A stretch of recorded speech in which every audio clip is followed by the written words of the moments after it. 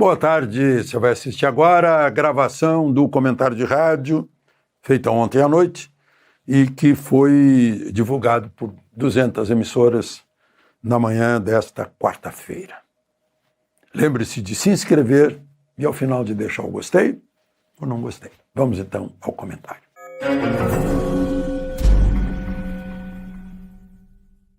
Bom dia!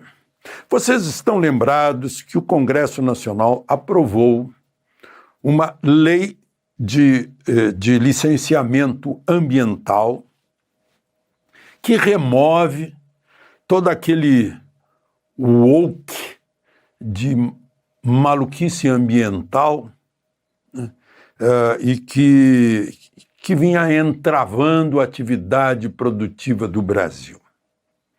Não, parece uma doença, né? Ferrogrão, por exemplo, parada, porque está num cantinho lá de uma reserva indígena.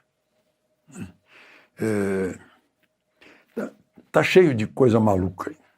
Mas aí Lula, né, sendo fiel aos seus ambientalistas, fez um monte de vetos que serão apreciados amanhã, quinta-feira, em reunião conjunta do Congresso Nacional. E está havendo uma mobilização de todo mundo que trabalha, que produz, que dá emprego, que paga imposto, que sustenta esse país, que produz alimentos, né, para derrubar esses vetos que entravam a produção. Entravam em toda parte, não é só na produção agrícola, pecuária, né? Entrava na abertura de ferrovias necessárias, entrava na mineração deste país, entrava, enfim, na tentativa de o país ter riqueza e, com isso, ter uma melhor qualidade de vida. Afinal, em toda a natureza, desculpa, pode parecer algo... O rei da natureza é o gênero humano. O gênero humano tem inteligência, raciocínio, né? Usa a natureza como primeiro dos fatores para produzir riqueza. Quem quer que aprenda rudimentos de economia sabe disso. E os deputados e senadores sabem também. Tem coisas incríveis, né? Eu vejo agora em manifestações sobre essa COP30, falando sobre a necessidade de reverter as condições climáticas. Meu Deus, mas se o Sol não está envolvido, não vão conseguir. É muita arrogância do gênero humano, que ocupa 6% do planeta Terra em atividade produtiva, achar que resolve isso, né? Mais ou menos explosões do Sol esquentam mais ou menos as águas dos oceanos, que são a imensa maioria.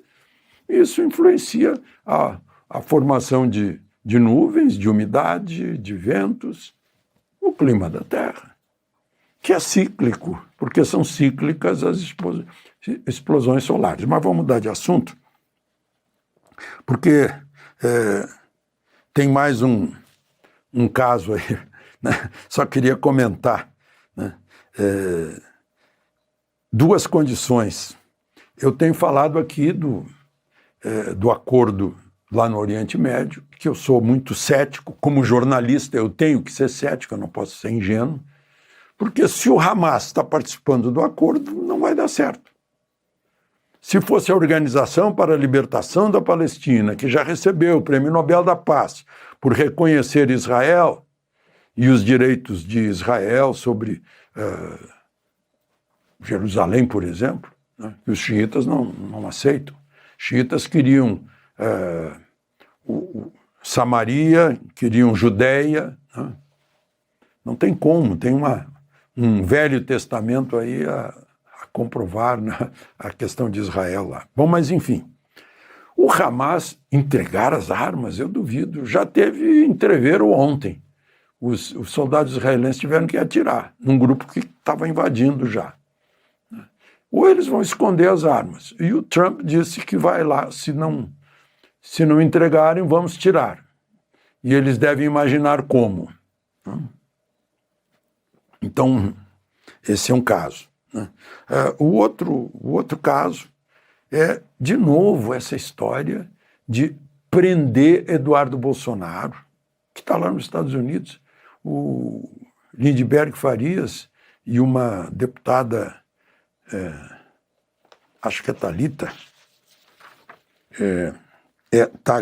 Talíria Petroni, do PSOL, pedindo a prisão dos dois. O Paulo Gonet disse, olha, vocês não são parte legítima para isso.